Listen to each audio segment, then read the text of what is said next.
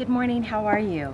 Today I'm going to try my hand at succulents. They've always intimidated me, and over here to my left is my very first ever arrangement that I did last year with my mom. Our church had a succulent arrangement get together, and my best friend came with her daughter and I went with my mom, and I've kept it alive.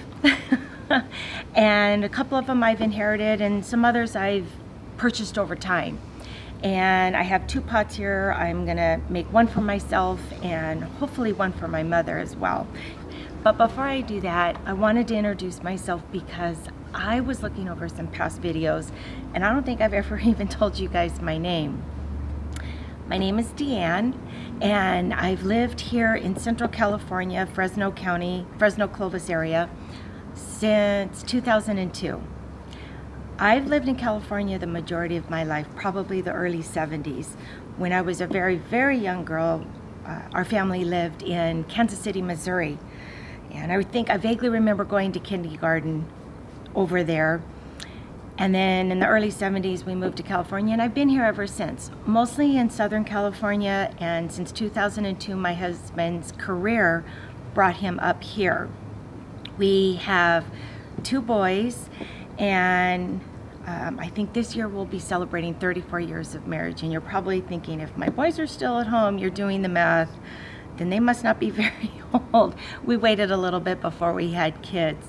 But I wanted to introduce myself and tell you guys how much I appreciate you watching and subscribing. And hopefully I can build myself a little bit of a succulent arrangement for my mom and I today.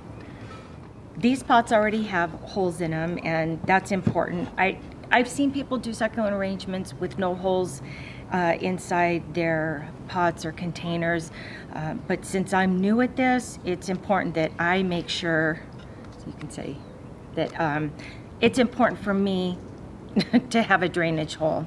And then of course I'm using cactus succulent potting soil, and that's important as well too, because this drains very quickly. Most of these succulents don't have names attached to them. So if there is a name of one that I use, I'll make sure I put it at the bottom because I'm not familiar with the majority of them. I know I have a lot of Echeverias, and I know that I have some Sedum, a lot of Sedum, but you'll notice that a lot of them just say succulent on the side. So until I become familiar with them, I can't tell you what the names are. But if there is a name, I'll make sure I put it at the bottom. Oh, I forgot my centerpiece. Let me go grab that. I ran in and changed jackets real quick because my white jacket was washing out the background. This is a Portulacaria. These blooms or buds, if you will, close up every night. So it's super early in the morning, so they're just starting to open. And this is what I wanted to use as my centerpiece.